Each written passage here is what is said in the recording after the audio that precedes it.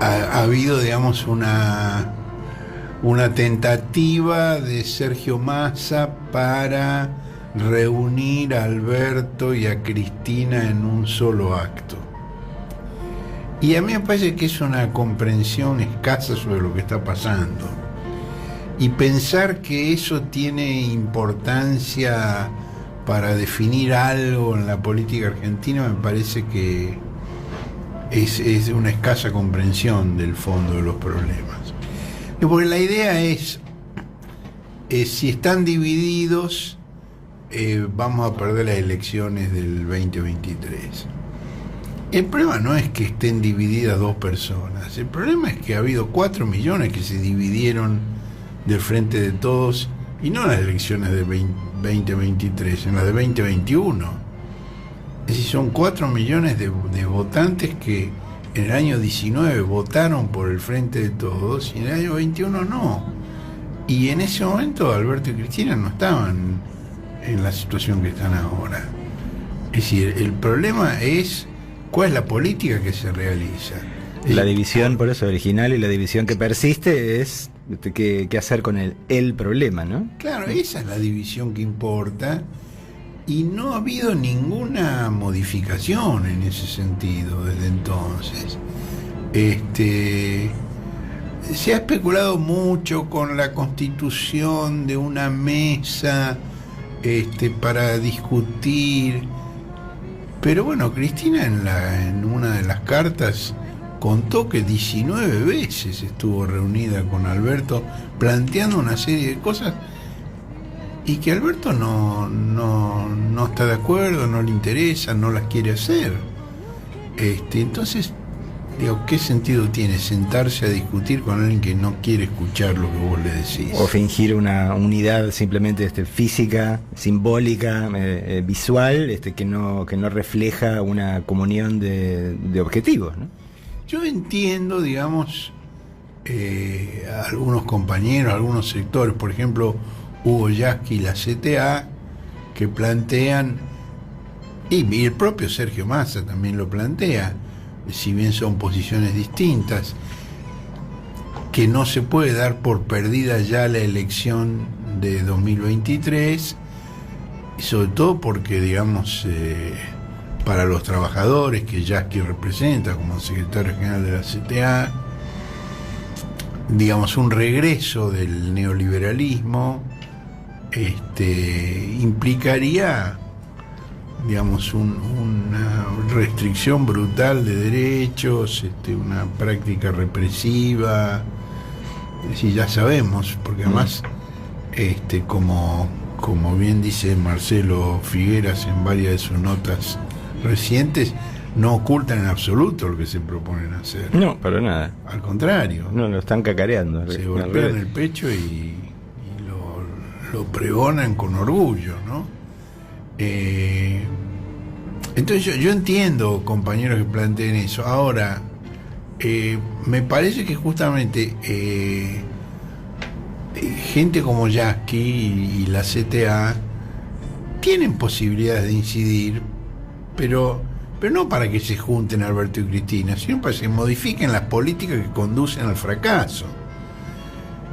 Y Alberto está, digamos, con la fantasía de la reelección, bueno, que no tiene ningún sustento en nada que no sea la fantasía de un grupo de amigos. Me parece evidente que con la actual política la posibilidad de una victoria electoral en el año 23 es muy remota,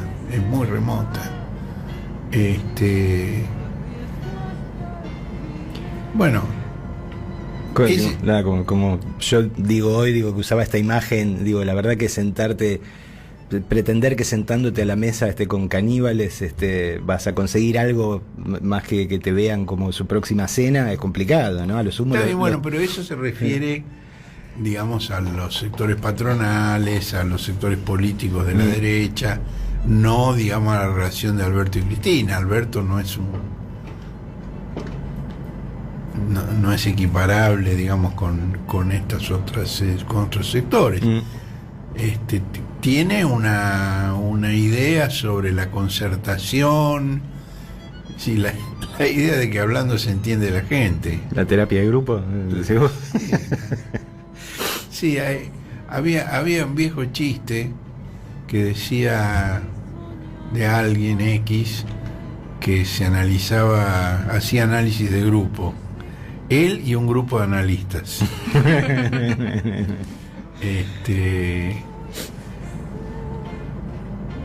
Digo, buscar la concertación con ciertos sectores económicos y políticos es tiempo perdido, Tiempo que no tenés, por otro lado, ¿no? Tiempo que no tenés, efectivamente. Sobre todo que no tiene el pueblo. Uh-huh. Digo, si vos pensás que hoy una botella de yogur vale, un litro de yogur sale 300 pesos, y bueno, digo, hay urgencias del pueblo que no se contemplan en una mesa de concertación con los remarcadores. Y ahí, digamos, el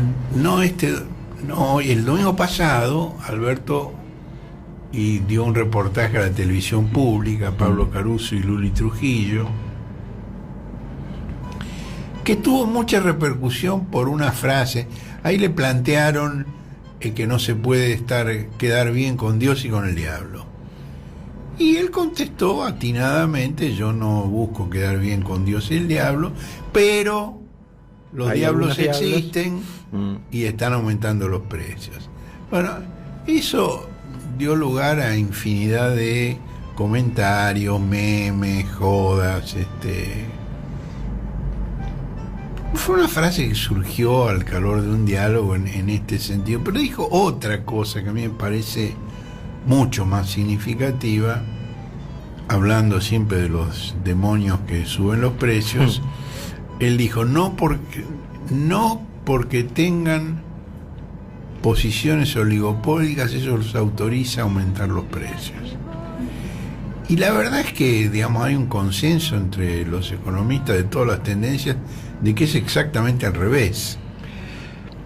Sí, no los autoriza formalmente, pero les da el poder necesario para hacer lo que se les cante, digo. Por supuesto, esa es la clave. No, además los autoriza formalmente, porque no hay ninguna restricción, no hay ninguna limitación en ese sentido. En una época había listas de precios máximos. Ahora hay precios cuidados, voluntarios, concertaciones, o listas transitorias de algunos productos, de algunas canastas. Y ahí, digamos, entre la concertación y la concentración, tenés un tema de fondo, un tema fundamental. Nosotros hoy publicamos un análisis, digamos, a partir de esa frase del presidente sobre los oligopolios, sobre la concentración. Y la verdad es que la oligopolización tanto de la producción como de la comercialización están en la base, digamos, de los aumentos de precios, ¿no? Los productos esenciales, ¿no? Belis, que está en el Consejo Económico Social, puede dirigirse a los participantes con palabras benditas. Otro afecto pensar en términos de diablos y de santos, ¿no? Habla de la amistad social, que es el leitmotiv de las semanas sociales que el Episcopado Católico viene realizando todos los años, y es una de las consignas del prelado Bergoglio desde antes de transmutarse en Papa Francisco.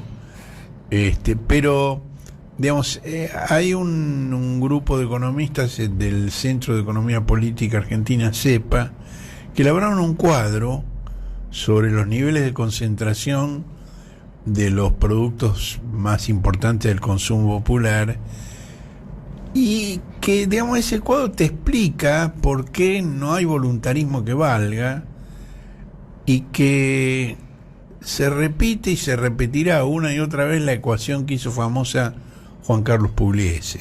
Les hablé, ¿no? Juan Carlos Pugliese era un ministro de Economía de los que varios que tuvo Alfonsín, uno de los últimos, cuando ya la inflación estaba descontrolada, que también buscaba la amistad social con los tiburones, y él dijo, ¿cómo era la frase exacta? Les hablé con el corazón y me respondieron con el bolsillo. Exacto. Sí, les hablé con el corazón y me contestaron con el bolsillo. Exactamente. Lo cual, bueno, a esta altura del partido desconocer, digo, que esta gente por elección vocacional o lo que sea, la única o su principal víscera es el bolsillo, la verdad que es un error, ¿no? Digo, esa no es de Pugliese sino de Perón. Exacto. La víscera más sensible del hombre, del bolsillo. Bueno, según la conceptualización que hizo CEPA, se considera concentración muy alta cuando la empresa líder factura más del 68% de un producto. Okay, digamos que acapara como el 68% le corresponde a esa empresa. De la facturación de un producto. Bueno, esto pasa con los caldos, los repelentes, los desodorantes, las cremas dentales, los embutidos, los jugos en polvos, el jabón, el yogur, los suavizantes, la cerveza, las gaseosas, los fideos, los postres, las lavandinas y los rollos de cocina. Se considera alta la concentración cuando la empresa líder tiene una facturación de entre el 44 y el 68% del total. Y esto se ocurre con café, azúcar, aceite, arroz, salchicha, shampoo, crema de enjuague, leche, aguas, harinas, protectores diarios, pañales, lavavajillas y papel higiénico. Y se considera media la concentración cuando la empresa líder factura entre el 25 y el 35%. Y esto ocurre en quesos, galletitas, fiambres, hamburguesas, pan, yerba mate, enlatados y toallas femeninas. Ahora, lo cual da, digamos que la enorme mayoría de los productos de primera necesidad tienen muy alta y alta. Claro. Ahora, este desagregado por producto no da una idea exacta del problema. ¿Por qué? Porque una misma empresa, una misma firma, un mismo conglomerado tiene posición dominante en bienes muy distintos, que aparentemente vos decís no tienen nada que ver, pero por ejemplo Unilever, que es una empresa extranjera, participa en 12 categorías. Ellos hacen caldos, desodorantes, enlatados, fideos, jabones, lavandinas, lavavajillas, limpiadores, mayonesa, mostaza, suavizantes, shampoo y crema de enjuague. Viste, este es un lavado de cabeza. Caldos y desodorantes, sí, completo. Arcor está en 9 categorías: aceite, enlatados, galletitas, legumbres, aderezos, jugos en polvo y dulces. Molinos Río de la Plata en 8: aceite, arroz, café, fideos, galletitas, harinas, pan y yerba mate.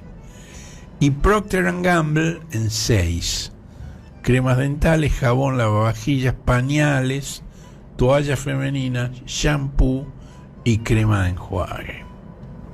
Ahora, en contra de lo que expresó el presidente, los rubros en los que se verificaron las grandes remarcaciones son justamente aquellos donde la concentración inhibe la competencia. Por ejemplo,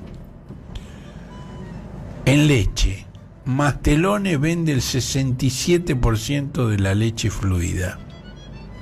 Derivados de la leche, Danone y Sancor venden 9 de cada 10 postres lácteos entre ambos.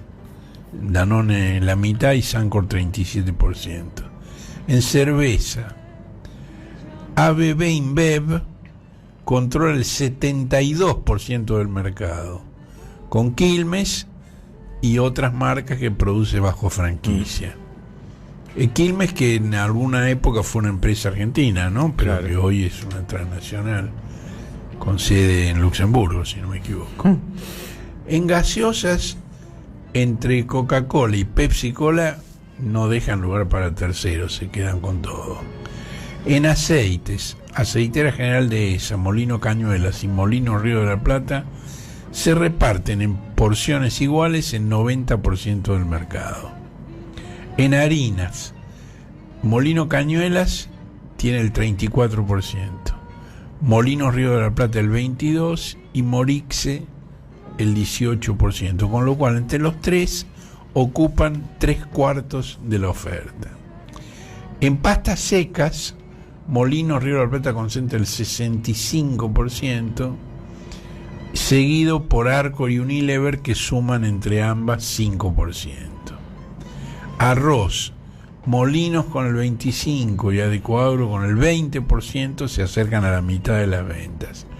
Artículos de limpieza e higiene. Ayudín vende el 82% de las unidades de lavandina y Unilever el 61% de las detergentes.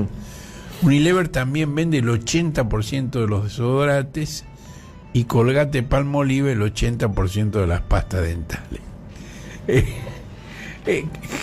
En realidad es una marca norteamericana que habría que decir Colgate. Exactamente. Colgate. Pero yo recuerdo desde mi infancia. Derivó con su castellanización en una serie de chistes. Y era muy gracioso que la pasta de dignos de Jaimito, se llama Colgate. Fuera una orden de suicidio, ¿viste? Te lavabas los dientes y quedabas colgado, ¿no? Yo por eso prefería Colinos en aquella época. Claro. Bueno, la verdad es que las pretensiones del gobierno sobre el tema de la inflación son modestas. Lo que está planteando ahora es que los precios se retrotraigan a un mes atrás. Antes de la declaración de la guerra. Cuando ya eran altísimos. Claro. Y se conforma con que la inflación anual no pase del 50%.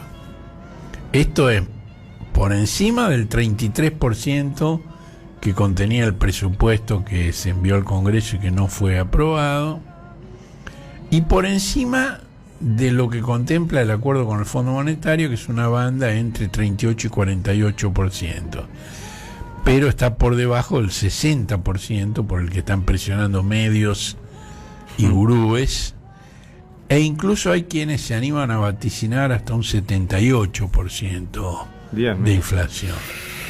Y esto antes de considerar el impacto de la situación bélica en los límites de Europa, ¿no? Es decir, el ojímetro presidencial estimó que la lucha entre rusos y ucranianos explica solo el 10% de la inflación argentina. Y bueno, es evidente que en los próximos meses se va a sentir con crudeza ese impacto. Pero que además de inflación, que es grave, muy grave, puede generar desabastecimiento energético, nada menos que en el invierno. El invierno nuestro. El gobierno, digamos, está anunciando, la presidencia, la portavoz anunció que no va a haber escasez de gas. Ahora, si no va a haber escasez de gas, ¿por qué están dialogando con las empresas para analizar esquemas de cortes programados, ya sean dispuestos por el gobierno o por los propios usuarios industriales, que siempre tratan, digamos, de decir al gobierno, no lo hagas vos porque lo hacemos nosotros espontáneamente? Y después, bueno, ¿lo hacen o no lo hacen? ¿Y cómo lo hacen? Eso está por verse, ¿no? Y también están planeando cronogramas de suspensiones de trabajadores y de adelantos de vacaciones. Entonces, es un tema verdaderamente serio. Yo, empecé, a trabajar la nota de hoy sobre la base de algunos temas que están rondando en las especulaciones de los distintos sectores políticos. Hay una clásica, es decir, cada vez que se avisora el fin de un ciclo político, que asoma una elección en la cual se supone que puede haber un cambio de gobierno, o cada vez que la restricción externa, si la falta de dólares, agrava una crisis económica, o cada vez que se teme por las consecuencias sociales de una crisis económica. Hoy La Nación tiene un enorme título en tapa que dice: el gobierno se prepara para un aumento de la conflictividad social. Aparecen opciones que impulsan distintos sectores sociales, pero que siempre tienen la misma víctima, una víctima en común. Hay una que es la pugna clásica entre dolarizadores y devaluacionistas. Pero a esto se suma la ensoñación con un denominado Pacto de la Moncloa, que es el acuerdo entre partidos políticos, sindicatos de trabajadores, sindicatos de empresarios, que viabilizó la transición española entre la dictadura y la democracia cuando murió Francisco Franco. Ahora, en los tres casos, sea devaluación, sea dolarización o sea Moncloa, las consecuencias caen sobre los trabajadores y sobre los demás sectores de ingresos fijos. Bueno, la devaluación es el reclamo constante de Paolo Roca y de su organización Techint. Paolo Roca, que en este momento tiene un pedido de prisión de 4 años y medio en Italia, por la Fiscalía de Milano, tanto para él como para su hermano Gianfelice Roca, que es el que se encarga de los negocios de salud. Tienen hospitales, prepagas, como su cuñado Roberto Bonatti, el esposo de la única mujer hermana de Paolo y Gianfelipe. Por supuesto, otros interesados fundamentales en la devaluación, los exportadores agropecuarios. ¿Por qué? Porque venden al exterior y con los dólares que reciben obtienen mucho más pesos. Pero esto, hunde el consumo popular, y está estudiado que las devaluaciones son en la Argentina la causa básica, no la causa básica, pero tienen el efecto inmediato de la reducción del poder adquisitivo de los trabajadores. El gobierno, a través de distintos funcionarios, viene diciendo desde hace 2 años que no piensa en un salto devaluatorio porque va a hacer estragos en el poder adquisitivo del salario, justamente. Ahora, el mes que viene es la primera revisión del acuerdo con el Fondo Monetario. Se acaba de firmar y ya viene la primera revisión. Vienen a husmear las cuentas. Y van a presionar por la devaluación. Se sabe que van a presionar por la devaluación. No lo ocultan. Así como el macrismo dice qué es lo que se puede hacer, el fondo también dice. Claro, a veces no lo dicen en castellano, lo dicen en inglés, no lo dicen con una conferencia de prensa del vocero, sino en un documento técnico que se publica en la página, pero lo dicen, el que quiera leer. Ayer Cristina en el Congreso decía que hay cosas que son muy intrincadas, muy complicadas, que el pueblo no tiene por qué entenderlas, pero los que nos dedicamos a la política, dice, estamos obligados a leer y entender y saber cómo funcionan estas cosas. Bueno, eso en cuanto a la devaluación. La dolarización fue propuesta por 2 dirigentes, uno un diputado radical evolucionado, se llama Alejandro Cacachi. El presidente de su partido, Gerardo Morales, lo descalificó con términos, como es Morales, un muchacho delicado, ¿no? Dijo que era una payasada, que era una irresponsabilidad. Después pidió disculpas, como Will Smith, ¿no? Primero te cago trompada, después pido disculpas. Y el otro que propuso la dolarización es el fascista neo Javier Milei. Bueno, hasta Carlos Melconian, que ahora es, digamos, director del Instituto de Estudios de la Realidad Económica de la Fundación Mediterránea, el IERAL, es decir, el sucesor Domingo Cavallo, que está haciendo un programa de gobierno para la próxima administración. Hasta Melconian dijo que hablamos de dolarización si no hay dólares. Digo, para dolarizar tenés que tener dólares, y el Estado no tiene dólares. Los particulares tienen muchos dólares, pero bueno, y esa es otra forma de dolarización que padecemos. Pero si hubiera que hacer, digamos, la conversión de la moneda, tal como dicen los proyectos de Milei y de Cacache, digamos, el dólar, digamos que hoy en el mercado negro está a 200 pesos, sería 2.000 directamente, y en la misma proporción se depreciarían los salarios, ¿no?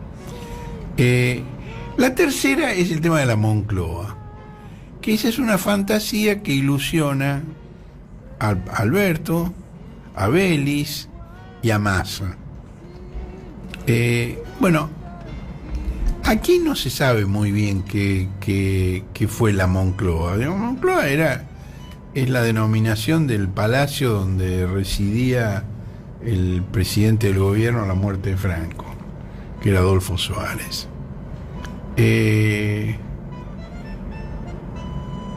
Hay cosas muy graciosas. El ex senador Eduardo Duhalde hace unos meses contó que había ido a España para informarse de primera mano sobre la Moncloa. Existe Google ahora, ¿sabrá? Pero es más lindo viajar. Sí, sí, sí. Para informarse de primera mano con Ramón Carrillo. Ramón Carrillo. Bueno, en realidad se refería a Santiago Carrillo, que era el líder del Partido Comunista en aquel momento, y no al ministro de Salud de Perón, que había muerto medio siglo antes. Ese hubiese sido otro tipo de viaje completamente distinto. No, Duhalde tiene cada viaje. ¿Se acuerdan que decía que veía un río en los jardines de Olivos, ¿no? Sí, sí, sí. Sí. Y que Chiche le decía, no, pero yo lo veo, le decía. Bueno. También propuso que ingresaran al gabinete de Alberto varios ministros del PRO, porque él dice que el que gana gobierna y el que pierde también. Ah, mira. Bueno, Alfonsín, digamos, en su presidencia intentó la conciliación, pero solo con los patrones. ¿Por qué? Porque, digamos, terminado la dictadura y con el eslogan ese, la denuncia del pacto sindical militar, el tradicional, la ideología tradicional antisindical del radicalismo lo llevó, digamos, a tratar de destruir la CGT con un proyecto de ley que no pasó en el Congreso, y cortó los puentes con la CGT, Alfonsín. Entonces, en 1985, cuando empezaron las audiencias del juicio a las juntas, ese mismo día Alfonsín comió en Olivos con los empresarios más poderosos, a los que entonces se llamaba con una denominación muy engañosa, que era capitanes de la industria, cuando en realidad eran una oligarquía diversificada, que tenían activos industriales, pero también financieros, también agropecuarios, y ya estaban transnacionalizados, cosa que el primer ministro de Economía de Alfonsín, Bernardo Greenpool, no entendía. Greenpool era un hombre muy bien intencionado, pero no estaba al tanto de todo lo que había cambiado la economía en los años de la dictadura. Entonces, en esa comida en Olivos, Alfonsín acordó con los grandes empresarios que ellos no iban a obstruir el juicio a la Junta, porque había una serie de run golpistas de que no se iba a permitir el juicio. Entonces ellos prometieron que iban a ser neutrales, pero a cambio exigieron algunas condiciones económicas.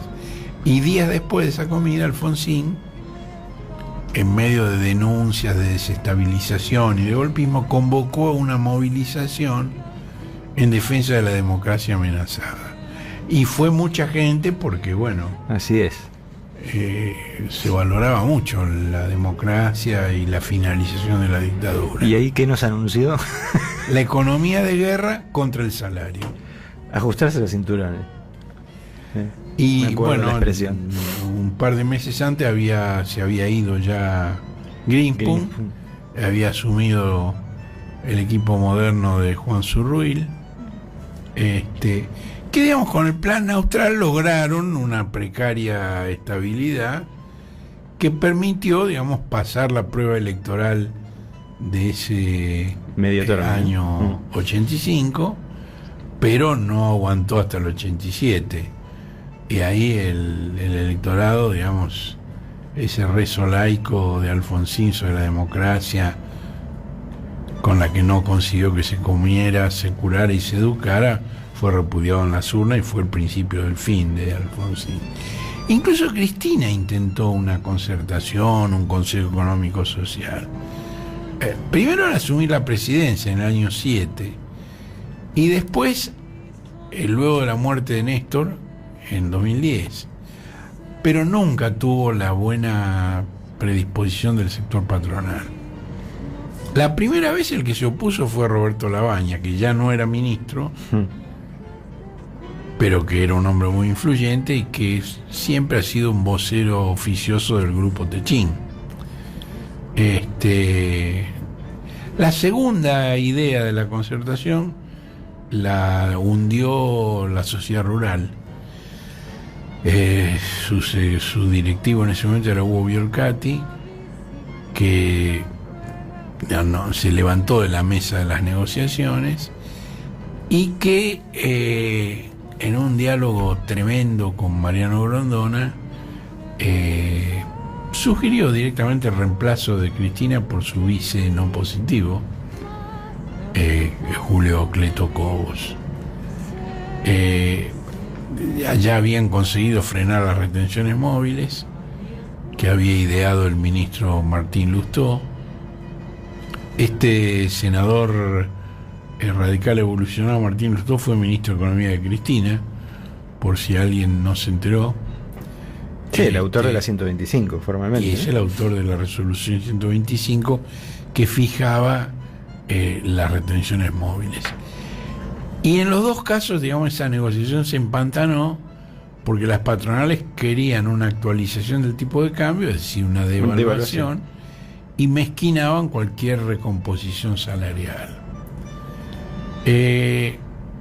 Cuando murió Kirchner, en el velorio, el que era presidente de la UIA, Héctor Méndez, un empresario del rubro plástico, dialogó con Hugo Moyano, que era el hombre fuerte de la CGT, y para comprometerse en una concertación puso una condición: que se archivara el proyecto de ley de Héctor Recalde sobre participación obrera en las ganancias de las empresas, con control de la producción y colaboración en la dirección.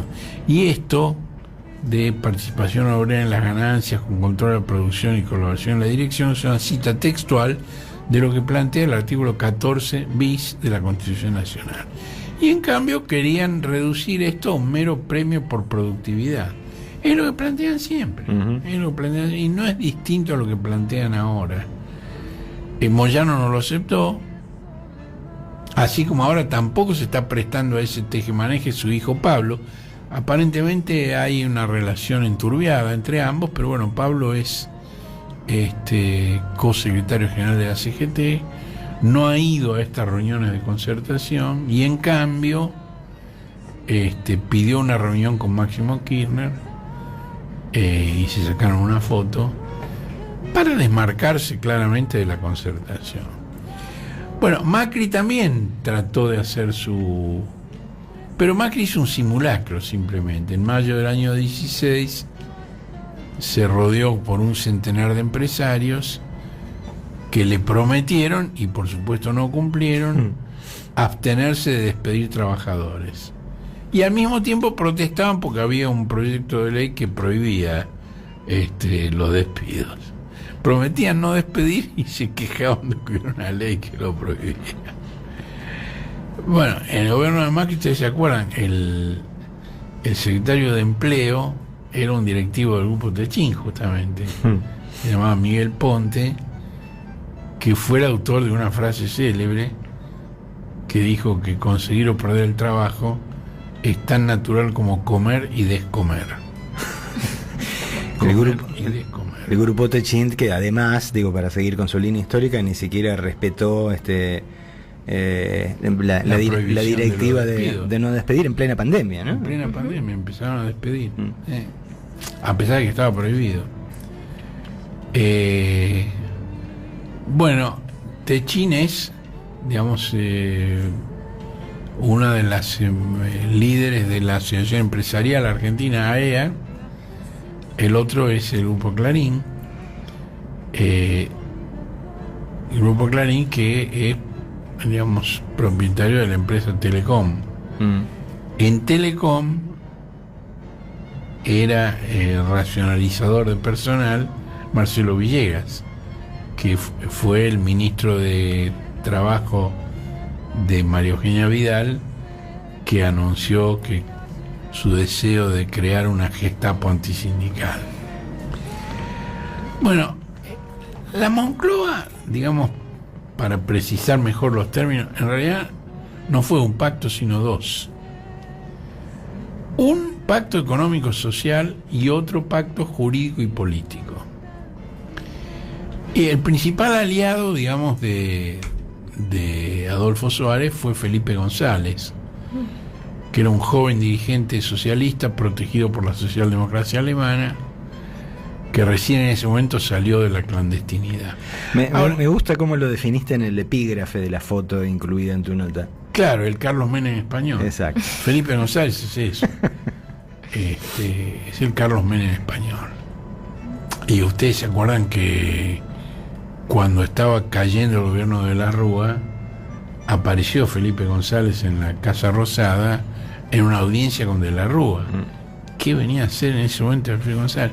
A interesarse por la situación de las empresas españolas en Argentina. Un lobista de las empresas españolas. Bueno, el hecho de que fueran dos pactos en España explica por qué en la Argentina no funcionó eso. Y en España sí funcionó. Porque el acuerdo económico social básico fue retrasar el salario. Es decir, había una inflación del 30% y una desocupación del 25%. Y los salarios se ajustaron muy por debajo de la inflación. Y se ajustaban en función de la inflación prevista y no de la pasada. Con lo cual, digamos, el control de la inflación se hizo sobre la pérdida del poder adquisitivo del salario. Pero eso, digamos, fue compensado en España por una inversión indirecta, un salario indirecto por inversión en salud y en educación muy grande, que estaba muy atrasado en la España de Franco. Y además venían de 39 años espantosos. Franco agonizó 39 días, uno por cada año, desde su irrupción en el alzamiento contra la República en 1936. Fueron 3 años de guerra civil y 36 de dictadura. Y cuando terminó, digamos, esa dictadura, estaba todo prohibido. Estaba prohibido el sexo, estaba prohibido las reivindicaciones sociales, las movilizaciones, los partidos políticos. Bueno, y ahí se sancionó una constitución moderna, separó la Iglesia del Estado, y se produjo ese destape que uno ve en las películas de Almodóvar, que en este momento están todas a disposición en Netflix y en Movie en este momento, películas de esa época. Y además, bueno, España estaba en Europa, que era un continente próspero, y en el 77, cuando fueron estos pactos, recién terminaban los 30 años gloriosos de la posguerra mundial, que fueron los mejores para la clase obrera en toda la historia del capitalismo. El patronato español era débil, tenía escasas relaciones internacionales, porque el franquismo había estatizado empresas a troche y moche para impedir que quebraran y mantener el empleo. Y solo eran reconocidos los sindicatos oficiales verticales. En cambio, en la Argentina la patronal es muy fuerte, está transnacionalizada y la economía está hiperconcentrada. Y las centrales sindicales se expresan con libertad, tanto las que asienten a las políticas oficiales como las que se oponen. Entonces, a mí me parece que esa es la razón por la cual en la Argentina no arraiga esa planta que fue exitosa en España. En la Argentina, digamos, hay en este momento una ventaja que la Argentina tiene respecto de aquella España, y es vaca muerta. Yo estuve viendo algunos informes confidenciales por los cuales se estima que las reservas de vaca muerta alcanzarían para el consumo de petróleo no convencional de 92 años. Es la cuarta reserva mundial de petróleo no convencional. Y alcanzarían para 202 años de gas no convencional, y es la primera reserva mundial. Ahora, la Argentina no hubiera podido aprovechar esto si no hubiera sido por la estatización de YPF que Cristina decidió en 2012, inmediatamente después que Barack Obama, el presidente de Estados Unidos entonces, le comunicara a Cristina la cuantía de aquella reserva. Es decir, no lo sabíamos nosotros, lo sabía Estados Unidos, y Obama se lo dijo a Cristina. Ahora pues se está discutiendo si se pagó por la explotación de YPF un poco más o un poco menos. Es realmente, vos señalás las estrellas y miran el dedo. Digamos, la Argentina con solo explotar la mitad de los recursos de vaca muerta, la mitad, podría exportar 30.000 millones de dólares anuales adicionales a lo actual durante el próximo medio siglo. Ahora, el problema es que, digamos, Cristina estatizó YPF en 2012, pero en 2017, cuando ya no gobernaba Cristina sino Macri, el gasoducto que transporta el gas de vaca muerta quedó al colmo de su capacidad. Y desde entonces han pasado 5 años y 2 presidencias y no se ha logrado construir la infraestructura necesaria para ampliar ese gasoducto de modo que el producto llegue desde los pozos o hasta los centros de consumo. La primera etapa del gasoducto es hasta Saliqueló, en la provincia de Buenos Aires, para la exportación. En la segunda etapa llegaría hasta Brasil. Recién se acaba de realizar la licitación para los tubos. ¿Quién va ganando? ¿Quién ganó? Techin, que ofertó un precio inferior al de la base, y curiosamente no se presentaron las siderúrgicas chinas que, digamos, durante el gobierno anterior el gobierno de Cristina habían competido duramente con los italianos de Techín en Córdoba. ¿Tenés alguna interpretación de ese por qué? No lo sé. No sé, pero no sé.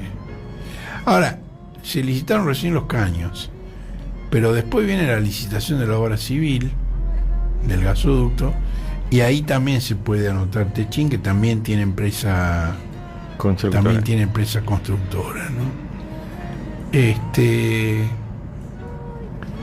Bueno, no sé si vieron los actos de Alberto en la EXMA y de Cristina en el Congreso por Malvinas.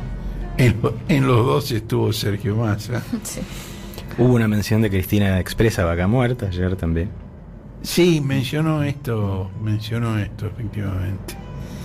Y 2 días antes también se habían cumplido 40 años de la movilización por Pan, Paz y Trabajo en repudio a la dictadura. Y ahí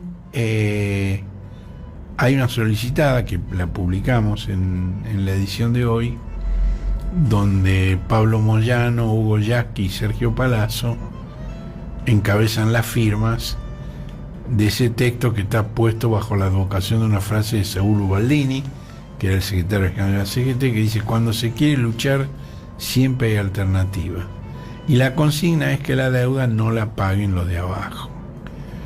En este momento, bueno, ustedes saben que hay un par de proyectos, uno de Yasky justamente, que propone, digamos, extender el aporte extraordinario durante el tiempo que lleve pagar la deuda con el fondo, y la otra del bloque de senadores del Frente de Todos, que plantea que se constituya un fondo especial en dólares para pagarle al Fondo Monetario, al cual aporten aquellos capitales fugados de la Argentina no declarados que sean detectados por las autoridades de control.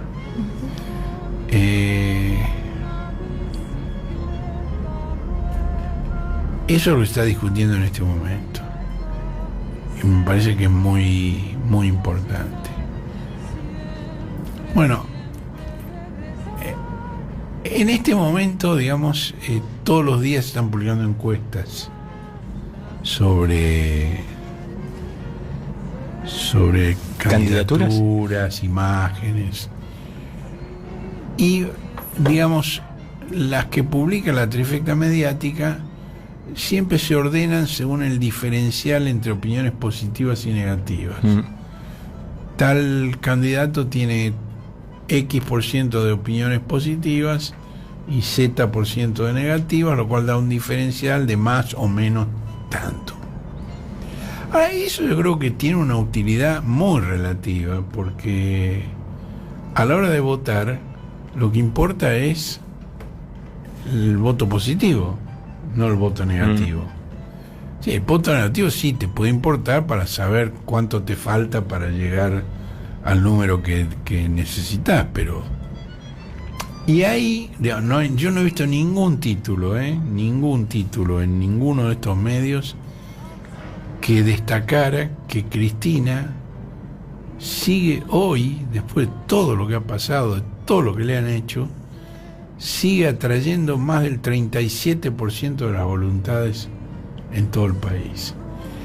Es decir, ni una menos de las que tuvo en el año 2017. Bueno, los carteles estos horribles que se pegaron en contra de ella en la ciudad de Buenos Aires. Sí, te cuento que la identificación de dónde se contrató la pegatina y dónde se imprimieron no la logró la policía metropolitana, claro, sino la policía bonaerense. Ahora, esos carteles que son repugnantes y que simulan, digamos, tratan de atizar un conflicto interno, porque hay un código QR y si lo escaneas te remite a una página de Alberto.